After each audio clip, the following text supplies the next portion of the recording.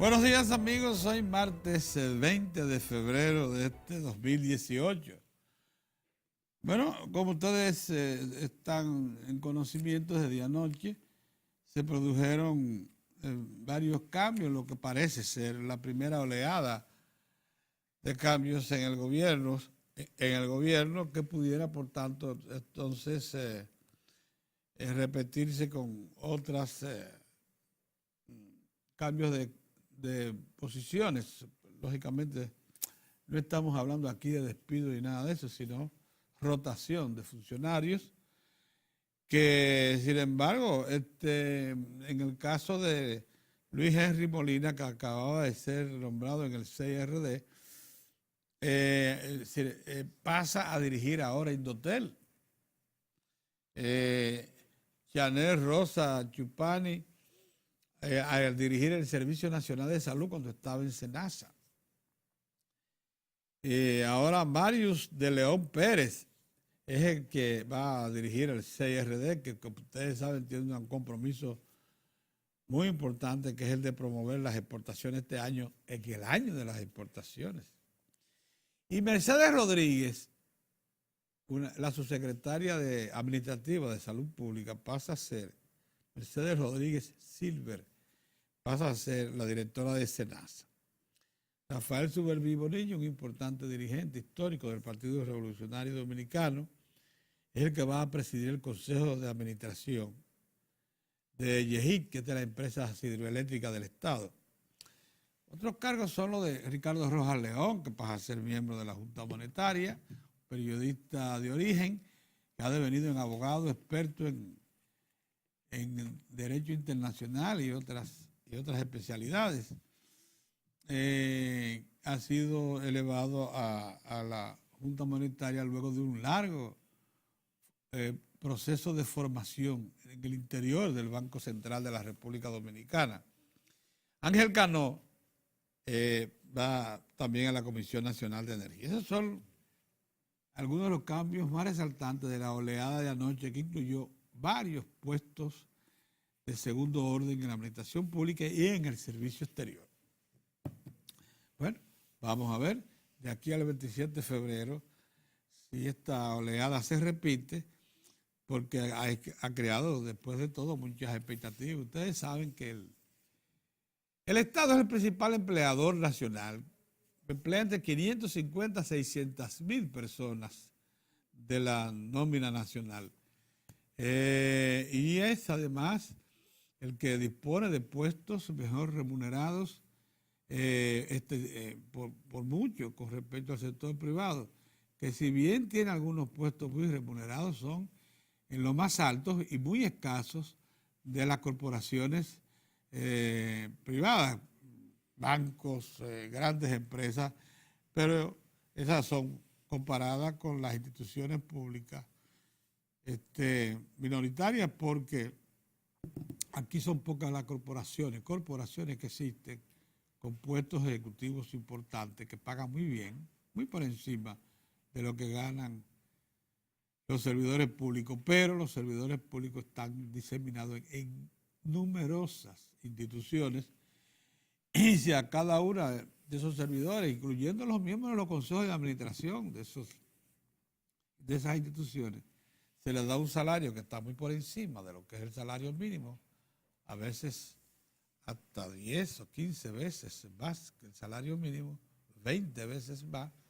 Entonces estamos hablando de salarios que hay que considerar como importantes. Miren, la verdad es que el presidente Donald Trump cada vez más sorprende al mundo con apreciaciones de nuevo tipo que pasan a reformular lo que es la concepción que tenemos muchos y que tienen también muchos norteamericanos acerca de la forma de vida y de cuáles son los principios que norman allí en esa importante sociedad del mundo, la más importante, la más poderosa. Dice el presidente Donald Trump que es distraer la atención del FBI, difundir la idea o centrarse en una investigación para intentar mostrar que fueron agentes rusos al servicio del Estado ruso y de sus instituciones de poder, los que influyeron en la voluntad de los norteamericanos en el proceso comercial anterior y, lógicamente, influyeron en los resultados tanto como para elegir al señor Trump por encima de la preferida de los medios de comunicación y de una buena parte de la estructura de poder de los Estados Unidos, que era Hillary Clinton. Entonces él se mofa de eso. Dice, pero si el FBI le pasa por el frente los criminales y los hombres y mujeres más peligrosos y no los atrapa y deja que ejecuten acciones sangrientas como esas que se ejecutan a cada momento en las escuelas norteamericanas y otros centros, y sin embargo se ponen a inventarse un invento, hombre. Es una forma ciertamente de perder el tiempo, de que los rusos son los que están influyendo. Esa es la manera como se quiere ocultar la debilidad de las instituciones que representan el pensamiento más conservador en muchos países. Eso es todo. Debilidad. De cómo, por ejemplo, los representantes del neoliberalismo están perdiendo fuerza, mucha influencia. Eso es lo que está pasando. Y las sociedades, cansadas de perder, como pierden, cuando usted concentra el poder en las grandes corporaciones, que no tienen límites en explotar, exprimir las economías y las sociedades, cansadas de eso, prueban suerte con otras soluciones como la de Trump. Y por ahí vienen corrientes muy interesantes en América Latina que quieren volver otra vez a los políticos que ellos sienten más cercanos del pueblo, de los sectores populares. Por ahí viene Obrador de México, por ahí viene Lula de Brasil. Porque es la verdad, las posiciones más conservadoras no tienen representación política. Por eso se está judicializando a los políticos de izquierda para poder pasar, casi violentando a los políticos más conservadores de derecha, como se hizo en Argentina, como se hizo en Perú, como se está haciendo en Venezuela, como se hizo en Guatemala, con una intervención extranjera, como se hizo en Honduras, en Chile, esforzando que están los políticos conservadores para llegar al poder, manipulando los sistemas judiciales y pretendiendo desacreditar a las instituciones políticas tradicionales. Así que están creando como si fuesen sacados de un sombrero mágico políticos nuevos, como ese que está en Guatemala y otros más que se han inventado las estructuras de poder norteamericanas que inciden en la región. Entonces, el señor Trump se mofa de eso, porque eso se llama una pérdida miserable de tiempo. Y acuérdense que las cosas que se estilan en Estados Unidos se imitan en toda Europa, principalmente esos españoles, esa estructura política española, eso es terrible, el país y todo eso. Unos imitadores de segunda mano de esas políticas neoliberales, conservadoras. Y lo mismo pasa en Inglaterra y otros más que tienen ese anexo, esa dependencia. Eso es histórico, tradicional, con la sociedad norteamericana, sorprendentemente. Entonces, que no inventen tanto, porque cuando una sociedad tan poderosa como la norteamericana, con tantos instrumentos de comunicación desarrollados, se deje penetrar e influir por el pensamiento y la manipulación de las ideas de los rusos, entonces dígale al imperialismo que se acabó, que bye, que deje eso. Está demostrando una inhabilidad crasa. Ese señor que le dicen loco, sin embargo, se mofa de esa pérdida de tiempo, de esa miserable distracción que pretenden las estructuras de poder de los Estados Unidos, de América, cuando ven que no han podido debilitar ni llevar a la justicia, ni tampoco inhabilitar, como es el propósito, las ejecutorias de este señor, déjenlo. Vamos a ver hacia dónde van a parar sus políticas. Usted fracasó, el neoliberalismo fracasó y hizo mucho más pobre a toda la sociedad norteamericana y a todos los países donde se implantó ese concepto, esa forma de vida, esa forma de acción. Esa vocación de cada vez más hacer inútil al Estado como regulador, de dejar que sean las fuerzas del mercado las que impongan las reglas. Y total, las fuerzas del mercado lo que hacen es concentrar más el poder, insensibilizar al poseedor del capital con respecto al que depende de él, ya sea como prestador de servicios, ya sea como asociado. El capital no tiene y él. Eso es lo que está demostrado. Entonces, cuando usted procura reducir la capacidad reguladora del Estado, usted lo que está desarmando a la población y dejándola a expensas de la voluntad de los grupos más conservadores y más insensibles. Y ya eso lo está viendo claro mucha gente. Mucha gente, mucho más de lo que ustedes se creen. Y esa es la razón por la que se está aprobando con Trump en Estados Unidos. Esa es la razón por la que existen Podemos y otros movimientos en Europa, y en Francia, y en Italia, en Inglaterra y por todas partes. Y esa es la razón por la que el pueblo vuelve a procurar a Lula, por la que mantiene firme su respaldo a Evo Morales. Eso es lo que explica. Y por lo que se lamenta ahora de haber salido de los Kirchner y dejar a Macri, que tiene la inflación en más de un 30% y desempleo masivo y reduciendo hasta los servicios públicos y la calidad de vida de los argentinos. Y para no seguir, quería también referirme al siguiente.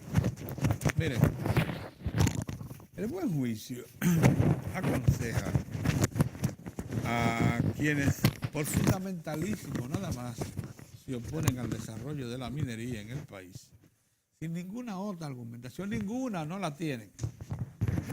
En el caso de Romero, el buen juicio le recomienda al obispo Grullón que se ha inventado fórmulas como la de que el agua sube, que el agua sube, que el agua sube. Tiene un mecanismo impulsor que sube. La sube a la superficie el agua.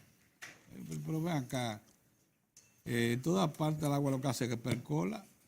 Bueno, este señor que dice que aunque la extracción de los minerales en Romero se va a hacer profunda, cuando las vetas de agua que están por debajo de la zona donde están los minerales se van a hacer, se van a liberar y van a llegar hasta la loma, van a subir impulsadas por la fuerza del agua.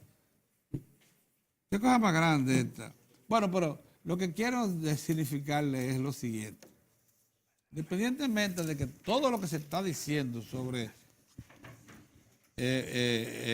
Romero y el proyecto de explotación de Gold Quest allí, esa especulación.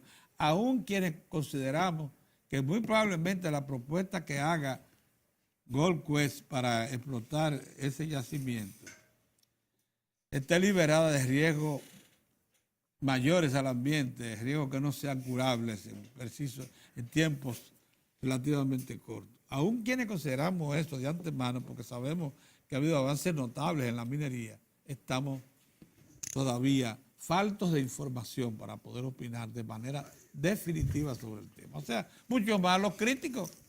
¿Saben ustedes por qué? Porque no se ha elaborado todavía la propuesta formal de forma de explotación, forma de extracción de los minerales, forma de proceso de los minerales, forma de cierre de los sitios de explotación para garantizar que no quede allí una deuda ambiental. Todo eso todavía no se conoce porque es a partir de la aprobación que le dé el Poder Ejecutivo a Gold Quest para que elabore su propuesta, que entonces Gold Quest invierte más dinero que el que ha invertido para explorar, para entonces preparar una propuesta de desarrollo de explotación. Propuesta que tiene que contener la garantía suficiente para que el Ministerio del Medio Ambiente considere que es amigable, que es soportable por la estructura ambiental de Romero y alrededores del propio Valle de San Juan, si usted quiere. Eso está muy lejos del valle, está como a 35 kilómetros de ahí. Pero si usted quiere, también del Valle de San Juan. Por Dios. ¿A qué está obligado? Es lo que quiero decir.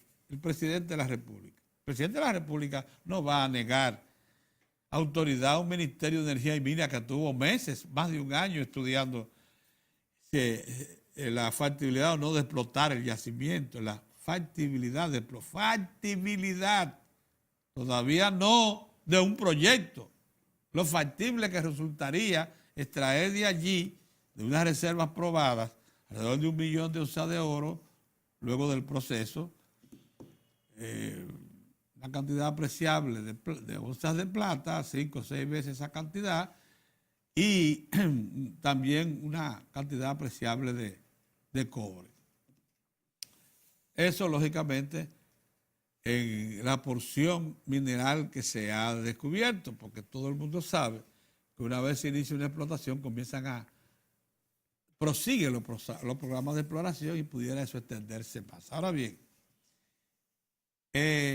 ¿con qué parámetro contaría el presidente para no darle paso a lo del ministerio? Bueno, solamente políticos. Y déjeme decirle, el presidente que ha dejado que esto llegue hasta el punto en que el Ministerio de Energía y Minas evaluó pacientemente ese proyecto, difícilmente detenga eso. Lo que sí va a hacer, porque es lo que manda el buen juicio, es decirle al Ministerio de Energía y Minas que se arme de Medio Ambiente, que se arme de los instrumentales que son necesarios, ingenieros de minas, geólogos, ambientalistas, gente de probada capacidad, para que examine la propuesta dentro de 1 o año y medio le presente Gold Quest definitiva para explotar el yacimiento. Oiga usted por dónde anda la cosa. Pero estos señores, eso que ustedes ven ahí, que son fundamentalistas, se están adelantando a una cosa que no existen, que no conocen. Solo a un proyecto que está en proceso de elaboración, una vez lo autorice el Poder Ejecutivo. La verdad que este es un país tremendo en cuanto a permitir que juicios improvisados, sin ningún fundamento, conformen opinión pública, lleguen a ser directivas públicas sustentadas por centenares o miles de personas, sin ningún fundamento, sin ningún razonamiento lógico. Cosas increíbles. Buenos días, don Mozart. ¿Qué se cuenta, Pedrito? Dice Rogelio, el Greñú, que... No le digas si... Ayer primero decía que no se iba, que él prefería dejar los hábitos de su congregación salesiana para Colombia. Pero ayer dice que sí. Pero ayer noche ya cambió de opinión y decía, bueno, si es al curso ese que me han dicho, yo lo que no voy es al sitio de una localidad del interior de Colombia, dice, porque ahí hasta me matan. Dice que por ahí es muy peligroso. Pero así mismo digo. Así mismo digo. Digo que por ahí es demasiado peligroso, que no va a coger para allá. No, pero O sea, que no sabe lo que quiere, lo que no, pero eso no quiere va a hacer lo que le va a significar. hacer. Es lo que no puede ir a Colombia a inventar como inventa aquí. No. ¿Eh? No. A él no puede inventar, No, a ya, excederse. en la Ceiba, por a ejemplo, exceder- que en el interior. Es lo que no puede ir a Colombia a excederse No. y andar con piedra en una mochila y dispuesto a Ahí la matarse gente con cualquiera y con bravuconería, no. que vaya con eso. Pero él pues no, él debe aprovechar ese espacio de reflexión. Sí. Y hombre, cómo no. Hubo cambio ayer, Pedro. Que yo creo que es una primera oleada que por ¿Tú- la... Sí, ¿Tú crees que es una deberá primera como oleada? repetirse, porque da la impresión de que esa renovación en los puestos medios del gobierno puede extenderse, y además el servicio exterior puede extenderse mucho más. Yo quería que tú estuvieras presente, lo mismo que los demás compañeros, para recordarles que por primera vez escuchamos tanto tú, Orión, Tineo y yo, de boca de alguien hablar de la red hospitalaria del Estado. Y creíamos que eso era una cosa tan compleja y tan difícil que nunca la veríamos. ¿Y sabe quién fue que nos hizo conocer que eso estaba consignado en la ley cuando apenas se acababa? Nelson Rodríguez. Nelson Rodríguez, sí. Nos hizo saber, pero decíamos, pero Nelson, ¿tú no crees que eso es un gran funcionario, Nelson? Que es un objetivo, un ideal como muy lejano? Y dice, no, es que si no se logra montar la red, usted no va a tener un servicio eficiente y supervisado, regulado de salud que se expanda por todo el país y alcance a toda la población. Cuando él lo decía, que era un funcionario, bueno, su secretario de Estado de Salud Pública, lo de la red hospitalaria del Estado parecía imposible por aquello del enorme poder que concentran los ministros de Salud Pública y por la voluntad, esa vocación que tenemos los dominicanos, no querer compartir los puestos, los mandos. Uno la consideraba prácticamente imposible. Sin embargo, cuando devino la cosa en un proyecto realizable, ustedes ven que ya hasta los hospitales se están reconstruyendo y se están construyendo nuevos, que ya se creó el Servicio Nacional de Salud y que fue precisamente Nelson Rodríguez Monegro a quien llamaron para conducir eso. Y cuando ya se estaban concursando equipos para distribuir en todos los hospitales públicos del país con una transparencia extraordinaria, porque son concursos públicos, ya no compra directa, ya no beneficiarios que nunca se supo los créditos del Ministerio de Salud, ya no, sino concursos abiertos, bastante regulables, con productos instrumentales de marca reconocida, no chinos. Entonces, cuando esas cosas se estaban dando, bueno, sale. Cambian a Rodríguez Monegro por una funcionaria que, por cierto, me dicen que es muy eficiente. No. Quien fue ahí fue Chanel. Quien está ahí es Chanel ahora. El que está ahí es Chanel. Sí, esa funcionaria va a sustituir a Chanel Es la que está en el Senasa. va al Senasa. Y Chanel va a donde estaba Monegro. Ojalá que Chanel tenga la fuerza de voluntad para distribuirse por todo el país. Son funcionarios que son muy eficientes, pero en escritorio. Vamos a ver ahora si tiene la capacidad de movimiento de Rodríguez Monegro y de conocimiento de toda la estructura de servidores públicos. No, pero era un fajador. Y experiencia de servidor público. Ese hizo también, es un buen funcionario, el de Senasa. Para controlar a toda esa estructura de servicios de salud. La dejo de ese tamaño. Sí, pero Chanel es un No, pero Chanel es un buen funcionario. Él sabrá hacerlo. muy bueno. Mira, buenos días, señores. En escritorio, excelente. Buenos días. Yo no sé si en escritorio. Yo sé que los resultados están ahí, Pedro. Muy bien. O sea, él ha hecho su trabajo. Muy bien, Él hizo su trabajo ahí en Senasa. Pero miren, decía mi mamá, en paz descanse, ella apelaba mucho a eso, a que es una tradición muy popular, decía, el corazón de la uyama solo lo conoce el cuchillo. Entonces, yo soy muy respetuoso, siempre como reportero, y ahora tengo la oportunidad de ser comentarista, que puedo comentar noticias de las decisiones que toman los presidentes.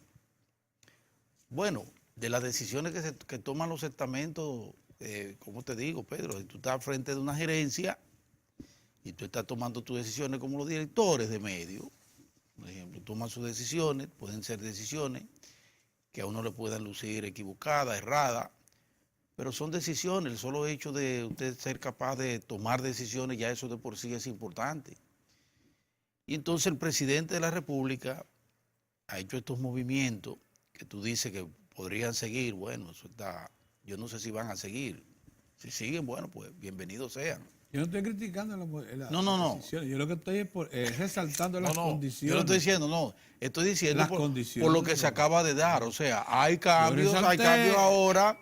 Hay cambios ahora y a uno le llama la atención, por ejemplo, lo de Monegro. Muy respetuoso de lo que deciden los jefes de Estado. Para ellos es una discrecionalidad que le consigna la Constitución y la ley. No, y manejar por eso no se puede jugar. No, y conducir. Lo que usted puede ameritar, lo designado. Y conducir el Estado no es una tarea fácil, Pedro, no es una tarea fácil. Y muy compleja. Por ejemplo, mire, en el caso del buen amigo Nelson, yo pienso como tú, que si había una persona en capacidad, por el conocimiento que tiene del área, ¿verdad?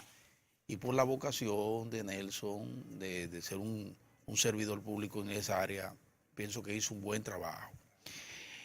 Lo único que son de esos puestos, Pedro, de esos cargos, que conllevan, que tienen una estructura, que cuando tú vas a reparar cosas, cuando tú vas a reconducir cosas, o cuando tú vas a crear cosas, para llamarla de alguna manera, tú te encuentras grandes obstáculos, presión, resistencia. Y no hay ningún tipo de duda de que Monegro, en su eficiente labor, en su eficiente desempeño ahí, encontró sus resistencias, y resistencias muy notables. Siempre era cambiando. Lo hubo con relación a los médicos. Nelson, por ejemplo, Nelson fue bastante, yo diría que beligerante con el asunto de los horarios de los médicos, algo que ya está incluso establecido en la propiedad, pero que aún así los médicos se resisten, el gremio, resistiéndose al asunto de los horarios. Y Nelson del otro lado hablando, dijo, no, que tienen que cumplir. Y eso de alguna manera creó una situación que le restaba al propio Nelson continuar en un proceso tan importante como es este de la Red Nacional Hospitalaria, que implica otro elemento que también no es fácil, Pedro. Llevar, abastecer los hospitales de instrumentales y todo ese tipo de cosas que le compete también al Servicio Nacional de Salud.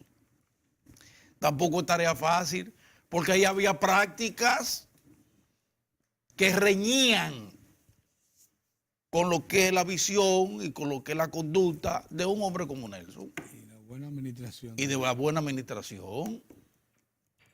Eso, hoy mismo tú ves ahí que hay un concurso, que él lo había llamado a un concurso para directores de hospitales. Porque es un hombre que por algo está ahí, el presidente lo mantiene ahí, porque hace un decreto como asesor, Un probado servidor público. un probado servidor público, no, y un hombre de plena confianza del presidente. El presidente, Plena confianza. yo estoy completamente Miembro distinguido convencido. del PLD. Yo estoy plenamente Comité convencido Ejecutivo que el Nacional. presidente valora a Nelson. Lo único que son procesos complejos. Y a veces, cuando uno está en posiciones como esa, yo supongo, porque nunca no he estado dirigiendo asuntos así en el Estado, que uno tiene que saber manejar situaciones cuando son así tan complejas y que representan y donde se mueven actores, para no decir intereses, tan delicados, desde un gremio hasta suplidores. ¿Tú entiendes, Pedro? Yo no sé si tú la estás cogiendo o te estás haciendo el tonto. Desde un gremio hasta suplidores, entonces ustedes tienen que saber manejar. Porque todavía, a pesar de que hemos avanzado muchísimo en el plano institucional, que se está fortaleciendo los niveles institucionales en el país, a mí no hay que me diga que no. Estamos avanzando.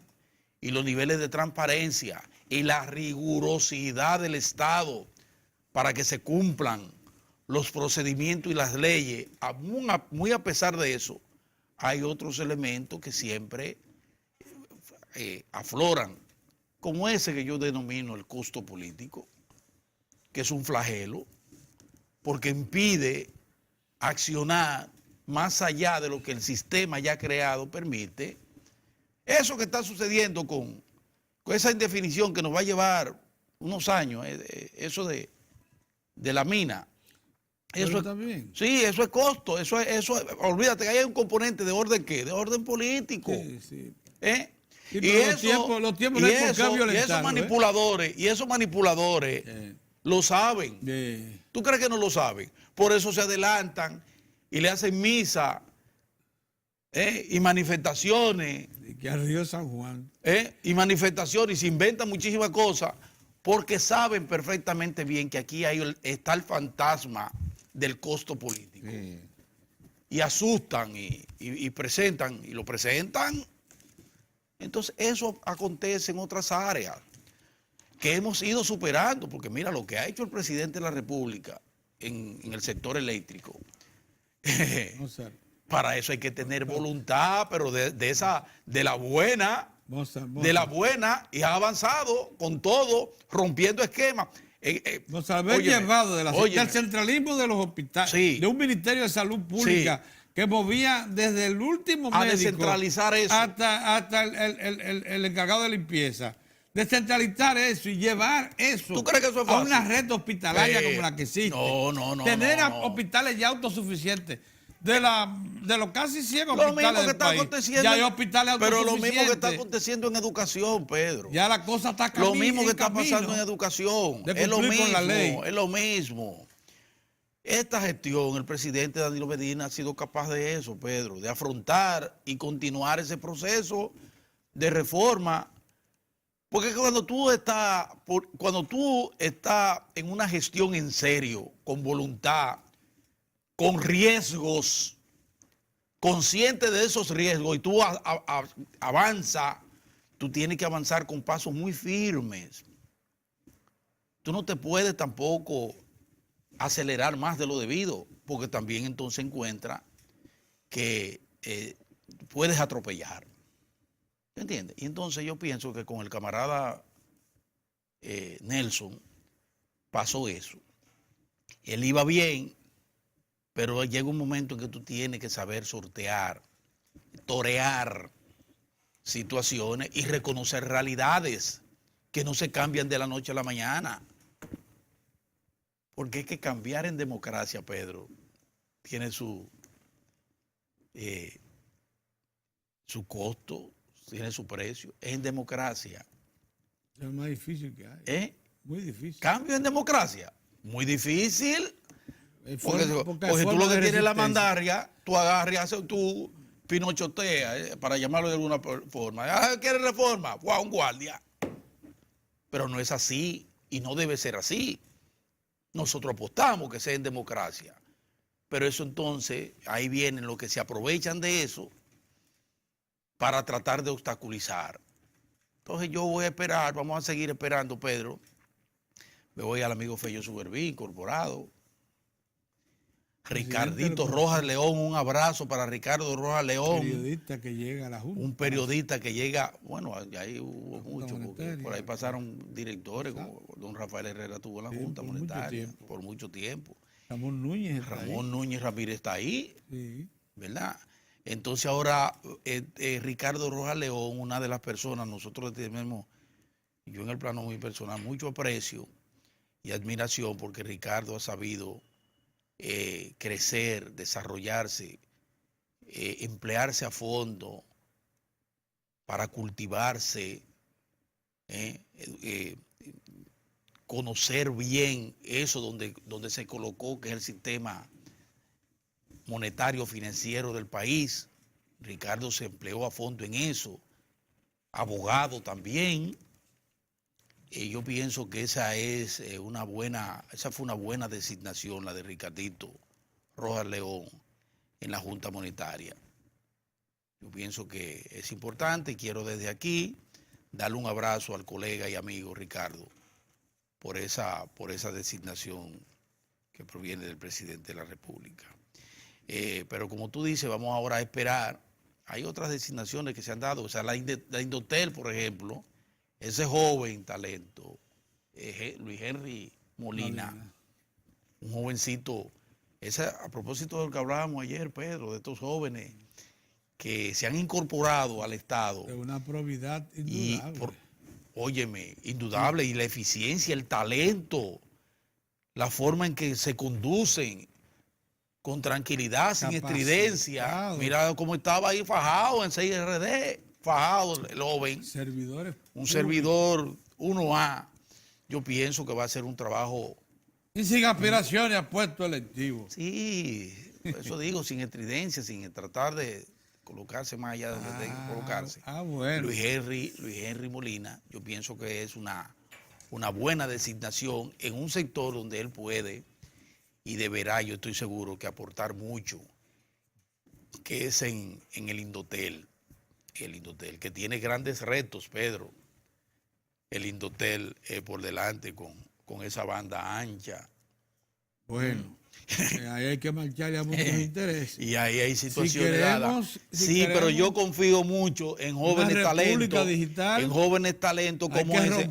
Sí, hay que romper de resistencia. Sí. Pero creo que él va a hacer un buen trabajo ahí, Luis Henry Molina. Y vocación de monopolizar y manipular la actividad de las comunicaciones. Yo creo que está bien. Pero mira, Pedro, quiero ahora, después de esto, bueno, vamos a esperar lo que se produzca. Yo pienso que en términos generales, la administración del presidente Danilo Medina ha ido trabajando en forma muy eficiente, en términos generales, Pedro. Pero claro que sí. Ha sido un gabinete que ha respondido. Ha progresado. Ha respondido. Y tú lo buscas por área, solo involúcrate. Tírate a obras públicas, tírate a la CAS, tírate al sector financiero, el área económica. Vete al área del área de fiscal, por ejemplo, impuestos internos, aduanas, para que tú veas que te vas a encontrar con eficiencia demostrada en todas esas áreas. Aquí había reto hospitalario hace 4 años. Y entonces quiero entonces continuar, porque yo ayer decía, en forma y enojado, me decía el joven que estuvo por aquí ayer, que me tomara un poquito de agua porque me sentía un poco exaltado. Y después viendo el programa, yo en la tarde digo, es verdad que estaba exaltado. Pero hay que exaltarse porque imagínense ustedes, con esa bellaquería de la ADP, y con el silencio sepulcral del PLD frente a eso, uno tiene que exaltarse. Y entonces hoy veo que felizmente continúa el proceso de inauguración de liceos y escuelas y sigue en crecimiento la tanda extendida. Y cuando veo esto, digo, bueno, mientras el hacha va y viene, mientras siguen esos esas actitudes irracionales de paralizar la docencia, increíble eso, a esta altura del juego. Paralizando docencia, el presidente no para en su empeño de seguir entregando escuelas como aconteció ayer en Santiago, me parece que fue, que tuvo el presidente de la República. Y siempre, e inmediatamente esas tres escuelas, 2 escuelas y un liceo, inmediatamente incorporadas a la tanda extendida.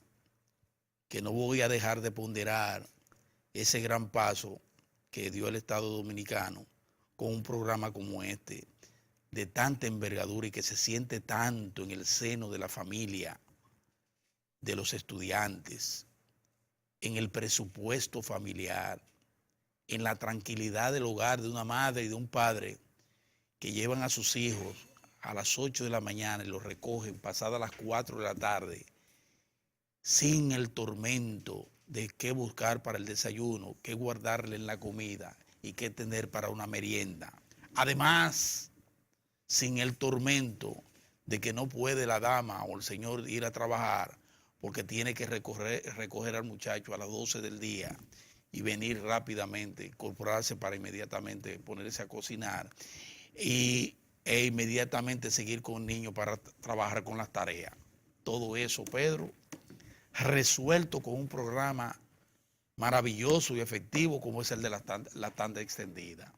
Por eso digo que quien está realmente legitimando ese 4%, que es un dineral frente a un presupuesto deficitario como el del Estado Dominicano, un 4% para educación, quien lo legitima, quien nos dice a nosotros los contribuyentes y al país, quienes nos dicen a los contribuyentes y al país que valió la pena cumplir con la ley, que no se había cumplido, del 4%, es el presidente Danilo Medina. Porque no se ha detenido, continúa con los programas, con el proceso de llevar la tecnología a las escuelas, de programas como el que acabo de decirle ahora, de continuar en un proceso de dotar a los barrios de esos centros tecnológicos, de seguir en el empeño de apoyar a unidades o instituciones como el Infotec, el ITLA, el Instituto Tecnológico de San Luis, para incorporar a esos jóvenes que inmediatamente salen de ahí, en un 85%, casi 90% encuentran inmediatamente espacio para incorporarse a labores productivas. Ese sí está dando demostraciones de que ha valido la pena y vale la pena continuar con ese 4% y otorgándole esos recursos, que no solo para eso, sino incluso, déjame fuñir un poquito, molestarlo con la verdad a la ADP, que ha servido para aumentar el salario a los profesores, las tandas, aumentarle el salario, buscar recursos para para la capacitación del profesorado, para la capacitación docente, procurar darle transparencia a las designaciones de directores regionales y distritales, mientras la ADP, sabrá Dios por qué, en lo que se empeña en suspender docencia. Y apelan a ese chantaje tan feo que desdice tanto de un maestro. Porque parar en una escuela es como usted parar, decirle a los niños en la casa, te quedaste sin padre y sin madre en el día de hoy. Te voy a dar una semana que no tienes ni papá ni mamá. Te abandono por una semana a tu suerte. Es lo mismo. Y más si hay tan extendida. Con tan extendida, te abandono a tu suerte. y que a tu madre y a tu papá por allá no me importa lo que acontezca por allá. Y si encuentras, si tú no encuentras qué comer, y si se te retrasa en las tareas, y si se te daña el proceso de formación, no me importa, porque yo en lo que estoy es en que yo no quiero que sea mediante este tipo de concurso así. No, yo no quiero eso. No, como se resistían a que vinieran profesores de una forma realmente irracional, profesores de otras naciones, a incorporarse al proceso de capacitación del maestro, que es básico, porque esas falencias que tenemos en educación, parte de ahí, fundamentalmente, de los problemas que tenemos con el magisterio. Entonces ese proceso ha ido cambiando mediante que inversión que había que hacer en el magisterio, que nuestros profesores y nuestras profesoras necesitaban mejores salarios y lo tienen, y que nuestros profesores y nuestras profesoras necesitaban espacio decente y lo tienen, y nuestros profesores y profesoras necesitaban garantizar recursos para su seguridad social y lo tienen. Quieren más y merecen más, pero no a costa de colocarse como obstáculo de un proceso de reforma como el que lleva a cabo el gobierno y la administración del presidente Danilo Medina. Tú sabes que para estas razones que son realmente ¿Tú sabes quién nos está viendo a nosotros? Porque siempre nos ve, sí, nos distingue. Yo no sé si el presidente de la ADP, él no, pero Camacho, que es el líder realmente de del PLD. Y oye, ahí. Camacho oye. Él sabe. Camacho, sí. Camacho oye. Por eso esos fundazos van directamente al pecho de Camacho y de Hidalgo y de la gente que se mueve detrás en el PLD también. Sí. A veces, que están jugando. A veces la preservación de un liderazgo. De un liderazgo y el asunto de mantener esa franquicia. Y de preeminencia política. Y de preeminencia política. Hace que sacrificar mucho por preceptos. Sí, pero tengan cuidado. Eso debe tener un límite. Eso tiene que tener límite, hermanos. Eso tiene que tener un límite. Y le puse el símil a ver si se sensibilizan. Es abandonando a su suerte a los niños, como abandonar a su suerte a sus hijos. Hoy no hay comida para ti durante 2 semanas, te voy a dejar sin comer, sin nada. Búscatela por ahí a como te dé lugar, y no tiene ni pai ni mai. Eso es lo mismo que ustedes están haciendo. Cuando ustedes paran la docencia, ustedes le están diciendo a todos esos niños que ustedes son sus segundos padres. A veces con rol de primeros padres, como maestros. A tu suerte. Tanto entendido. Vamos a cambiar un poquito el giro de la cosa. Pero no me lleve ahora, no me lleve tan... cosas más agradables. Mira, el Banco Central confirmó que en el mes pasado arribaron al país 566,000 turistas. Más de un 3%, un 4%. Pero tú sabes que hay una cifra que a ti te va a alegrar mucho, Monza. ¿La de Puerto Plata? Sí. Mire, eso tiene una significación enorme. Yo amo Puerto Plata. Un momentito. Mire, del total, claro, como ustedes saben, Punta Cana se lleva. Pero nosotros que vivimos en la capital, en el Gran Santo Domingo, todos los que vivimos en el Gran Santo Domingo, que cuando vamos al Aeropuerto Internacional de las Américas vemos tanto movimiento. Sí. Pero un movimiento extraordinario. Siempre nos preguntamos, bueno, pero ¿será así en los demás aeropuertos? Sí. El aeropuerto de las Américas, de esos 566,000, solo pasaron por un 13%. Punta Cana. Y Punta Cana se llevó el altísima proporción. Pero ¿saben cuánto arribó a Puerto Plata? Que es lo que realmente hay que destacar. Que es lo que revela un salto de calidad. El relanzamiento. ¿Qué es lo que confirma el relanzamiento de Puerto Plata, del polo turístico del norte? Estoy contento con Danilo por un eso. 11%. Para que sepa. Lo separa 1.5. Miren, lo separa 1.5 de la llegada de turistas del aeropuerto de las Américas. de nuestro principal aeropuerto. Eso quiere decir que el movimiento que hay en Puerto Plata, y lógicamente en el Cibao, No, y toda la provincia, sí, todo. en la región, Sí, en la Mozart, región, toda esa en región. toda la costa norte. Porque es que lo toca con Puerto Plata y que por cierto, Pedro, ay, mira, Óigame, pensé que se me miren, iba a ir. déjenme de contarles. Espérate. Esa posición de crecimiento que se Sí. registra en el aeropuerto de Puerto Plata, eso a costa de muchos sacrificios. Sí. Y mire, y venciendo muchos obstáculos. Ustedes no se imaginan. Y esos cruceros, Ustedes no y se ese ima- crucero. ustedes no se imaginan. Eso no se cuenta. Eso no se cuenta, No, y el crucero. el turista ha llegado al aeropuerto por sí. vía aérea. Mira, Sí. mira, Mozart, Sí. eso no se cuenta. Déjame Que no se decir, cuenta. cuando Digo, se- en esta. No, en esta estadística no, de estadística turística. Miren, lo que le quiero Porque decir. ellos se van los cruceristas. Ustedes no se imaginan Cruzan. el deseo que tienen los polos establecidos ya turísticos de preservar su liderazgo, Sí. de no compartirlo. Ustedes no se imaginan lo que es ese tipo de No, pero empresa. Puerto Plata ya es una realidad y eso no se devuelve, Pedro. Y los Es que hay obstáculos que le voluntad. montan a la competencia tampoco se lo Es que hay imaginan. voluntad. Puerto Olvídate Plata ha de superado eso. todo eso. Sí, señor. Y lo ha hecho con una probidad enorme, Que a con una propósito, entrega de ese empresariado que tiene. ¿Qué persistente ha sido?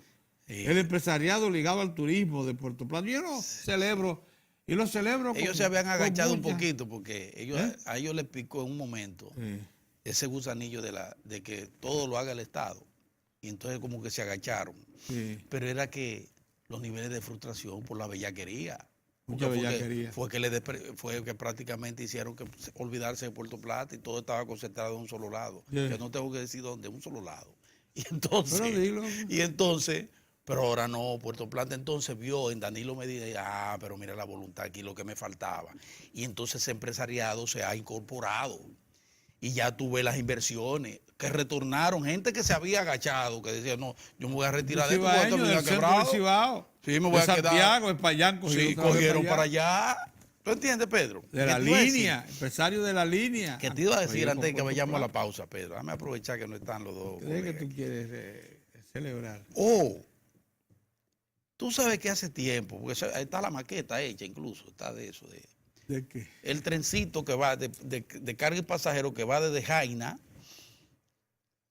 nos coloca allí donde va a seguir la tercera, Los línea, Alcarrizos. la línea del metro, que lo hace Danilo Medina, tú vas a ver que sí. Los Alcarrizos. Los Alcarrizos, y va a dispararse hasta Santiago, y tenía proyectado meterse a Montecristi. Acuérdate que va a entrar abonado. Abonado, y a sí, La pero Vega, va a tener y sigue unas a entradas. Santiago, sí. Sí, Bonao, entonces, La Vega, Santiago. Santiago. Entonces tenía proyectado más adelante, porque los metros son así, continuar a Montecristi para aprovechar el puerto, la bahía de Manzanillo, y entonces recorrer la costa atlántica, meterse para Puerto Plata después, para retomar lo que fue el ferrocarril. Sí.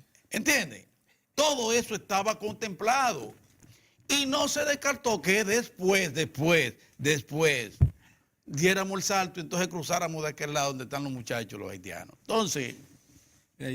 Entonces, pero ahora veo, Pedro, que ayer le entregaron al presidente de la República Un estudio de factibilidad. un estudio de factibilidad, pero eso es mucho más, eso es inmenso. Porque Es una red ferroviaria esa es una nacional red ferroviaria que nacional. se extiende a toda la isla. Sí. Ustedes Que me se ven con extendería a toda la entusiasmado. isla. Ustedes saben por qué yo me entusiasmo. Porque yo creo en eso. Porque yo creo que hay que pensar en grande, Pedro. Sí. Y nosotros hemos dado saltos cualitativos que eran impensables, porque nos decían, nosotros mismos nos inyectaron el pesimismo y que somos chiquitos y que no somos capaces de nada y que no podemos, Bueno, los últimos 15 años hemos demostrado que sí podemos. Oh. Que sí podemos y estamos dando los saltos necesarios. Por eso cuando se hizo Y por eso lo que no se pensaba la que vamos a primera tener metro, tenemos perforación, metro. la primera perforación ¿Tú para el entiendes? metro, la oposición toda, Sí, y una buena hombre, parte, hablaron y una muchísima buena parte de la tontería. oligarquía del país. Sí, hombre, habrá mucho No lo creyó. Eso en República Dominicana. No. No lo Pero creyó. eso es allá. Pero lo eso creyó. es. No. lo Entonces yo creyó. estoy entusiasmado porque yo nada más me imagino iniciar un proyecto de esa envergadura para lo que eso va a significar. Sí. Yo quería... ¿Tú sabes lo que eso va a significar para el país, Pedro, en materia de movilidad, de tránsito terrestre, de carga, Ese de fue el desahogo. Consejo de Eso Desarrollo impactaría, mire, ese problema, Cibao. ese flagelo terrible de los accidentes de tránsito, Pedro, eso se disminuiría, pero en forma muy considerable, porque despejaría centros urbanos, avenidas, carreteras, de ese desorden, de esas patanas y todo ese tipo de cosas que... Ahora, yo lo que no quisiera es que eso se convierta en el trencito ese de los, No comiences de ya los tú a migrantes buscar. mexicanos No comiences tú a... que se meten No, desde hombre, no, nosotros Centroamérica sabemos hacer nuestras y cosas. cruzan Y en mí, mira cómo opera el metro. Aquí muchísima gente creyó, eso va a ser un desorden. ¿Cuál desorden? Estoy relajando con eso. Déjame ahora, sin embargo, significar lo siguiente. No, Mira, estoy entusiasmado Mozart, con eso. sí. Acuérdate que ya el transporte de tren es eléctrico. Yo preferiría... Que por cierto, Pedro, escúchame, ayer crucé de aquel lado y me fui por el puente el de la Francisco Rosario Sánchez, y vi la cosa esa de... El teleférico. Los vagones son enganchados. Oye, no, Pedro, vi la vaina, El cable. esos cables, hasta allá, entonces con las antenitas esas, que se ven así a lo lejos, y cómo eso va a cruzar todo esto, Pedro, y entonces, y el puente que va por donde va a cruzar el metro, y las estaciones están avanzando. Qué bueno. Mira, bueno, yo lo que quisiera es que crucé por ahí y miré con Abraham, una visita pero tenemos que ir al teleférico. Miren, lo que está proyectado, más o menos, eso está estudiado hace tiempo, es lo siguiente. Número uno, ya nosotros tenemos un estudio de factibilidad. La Oficina Nacional de Transporte Terrestre tiene hace más de 4 años un estudio de factibilidad para un tren de carga y pasajeros Jaina-Santiago, con una estación de transbordo importante en un lugar donde el propio la propia OPREP había hecho planeado instalar una estación con un patio de carga ahí en Los Alcarrizos, donde conectaría el tren de carga y pasajeros con el metro. En Los Alcarrizos hay ya apartado unos 100,000 metros cuadrados que compró la OPREP para montar ahí un patio de carga. El que ha ido el que conoce los sistemas de metro en otros países sabe lo que es un patio de carga, un patio gigantesco donde usted puede incluso... Como el de Villamella, el espacio que está en Villamella, estaba también ahí. El de Villamella es realmente para los autobuses. Pero el patio de carga es para trenes. Para trenes. Tú sabes que tiran rieles y ahí tú pones trenes que están a la espera de carga, a la espera de limpieza, de reparación. Ahí también se va a limpiar. Va a ser paralelo a la capacidad que tiene la estación central del metro en la antigua cementera. Entonces ustedes saben que las cementeras que se lavan, se reparan, se limpian, se almacenan los vagones y locomotoras. Bien, pero en Los Alcarrizos se proyecta que se almacenen o se pongan a espera trenes de carga. Cuando usted está hablando de trenes de carga, no son trenes con 3 vagones, ¿no? No. Son trenes con 10, 20, hasta 30 vagones. Por cierto, que a velocidad, ya no esos trenes de antes, que usted podía pasarse fácilmente 8, 12, 14 horas para un... ¿Con que iban a 40, 60 kilómetros por hora? No. Entonces son trenes, lo que se está proyectando construir aquí, son trenes cuya velocidad va a estar entre 150 a 250 kilómetros por hora. Ya estamos hablando de otra cosa, además eléctrico. ¿Con quién hay que hablar para ir a lo del teleférico? Será con la propia OPREP que tiene que tener una unidad que es la que está construyendo el teleférico, absolutamente autosuficiente, pero está en conexión con la OPREP. Entonces lo que le iba a decir es que todo indica, todo indica que lo primero que debe hacerse es pensar en una central térmica de alto calibre en Manzanillo. porque ese tren tiene que estar alimentado por suficiente suministro Energía, eléctrico. sí. Acuérdense, ustedes sabían que la OPREP tiene 2 plantas de 30 megavatios cada una ahí en la cementera de emergencia. Plantas no de emergencia, no, que están que están conectadas. Que están conectadas al sistema. Y aunque el tren está conectado a las líneas básicas de alta tensión, esas plantas están ahí porque el tren no se puede parar. Un tren es de trabajo continuo y necesita energía continua. Entonces, para usted hablar de un tren de carga pasajeros, Jaina Santiago, que probablemente, como tú dices, se extienda hasta la bahía de Manzanillo, porque es de carga y pasajeros, porque va a pasar de Jaina, Jaina, eso sería una maravilla. Si ustedes no sabían, Jaina recibe el 80% de toda la carga que se transporta para la isla Hispaniola. Porque incluso a Haití le brinda servicio. Sí. Miren, Moca, Villa Altagracia, Moca, La Vega, Santiago. Eso necesita de un sistema energizado, suficiente, garantizado para poder mover el tren. Yo no digo que sea únicamente el tren, sino muchísimas otras demandas que se van a agregar, que está reclamando ya el Cibao, toda la región norte del país, tiene que ser suplida con una nueva central. Sí. Y una cosa que ustedes deben saber, miren, las posibilidades de que Haití se energice por propia iniciativa están muy lejanas. Es muy probable que la capacidad de generación que se instale... Los Clinton andaban detrás de eso, pero... En Manzanillo tenga que suplir, vender energía a Haití. Parte de ella tendría que suplir a Haití. Eso es casi seguro que sea así. Por eso no está muy lejana esa idea de los empresarios cibaeños, de los santiagueros, que plantea un tren de carga que vaya a Haití. Sí, no es muy lejana esa posibilidad, pero tiene que tener garantía de energía eléctrica.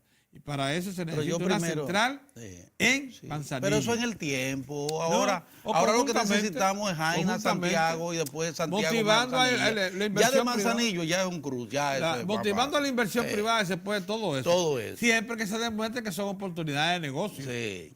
No es subsidio únicamente, porque no se mete en ningún sitio. Y que es un servicio que debe estar siempre garantizado por el Estado. Donde no tenga garantizado el beneficio. Pero un servicio garantizado por el Estado. Estratégico.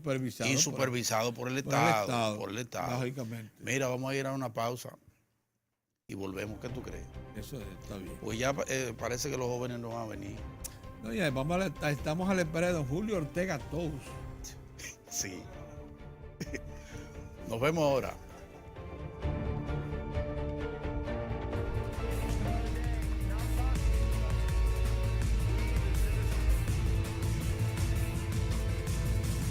Un día más para agradecer a todos ustedes por su sintonía. Las informaciones están a la orden del día. Por eso Diario de 4 te la presenta en las internacionales. Médicos y enfermeros de Baleares contra el catalán obligatorio. Oxfam revela amenazas a testigos de escándalos sexuales. Y por último, Damasco se suma al conflicto de Afrin. Ahora, los detalles. Médicos y enfermeros de Baleares contra el catalán obligatorio. Bajo el lema por una sanidad sin fronteras lingüísticas, miles de manifestantes, médicos y enfermeros salieron a las calles de Palma para protestar contra la intención del gobierno regional de exigir el catalán para poder optar el llamado complemento de carrera profesional. Los manifestantes estuvieron apoyados por el Partido Popular y Ciudadanos. El pasado mes de noviembre, el gobierno balear presentaba el borrador de un decreto que obligará a todos los opositores a tener un nivel medio de catalán para poder acceder al complemento de carrera profesional. El rechazo de los sindicatos rebajó esa exigencia a un nivel B1, que deberá sacarse en el plazo de 2 años una vez se obtenga la plaza pública. El sindicato médico lamenta que pesen más los requisitos lingüísticos que los conocimientos y méritos profesionales. Roland Van Hauermeier, exdirector de Haití de Oxfam, admite haber usado dinero de la organización para pagar los servicios de prostitutas durante su misión humanitaria tras el terremoto de 2010. A esta declaración, presente en un informe publicado por la propia organización, se le añade además la acusación contra 3 empleados implicados en el escándalo sexual por amenazar física y verbalmente a varios testigos. Oxfam ha requerido mostrar transparencia y volver a generar confianza en su trabajo, pero algunos cargos como Penny Lawrence, la actual subdirectora, hace varios días que ha dimitido por no haber reaccionado a tiempo a las quejas. Frente a las posibles repercusiones que este caso pudiera desencadenar en el mundo de la ayuda humanitaria, la ministra de Cooperación Internacional del Reino Unido, Penny Mordaunt, aseguraba hace unos días que el Ejecutivo retirará los fondos públicos a cualquier ONG que no coopere con las autoridades en las investigaciones de abusos sexuales.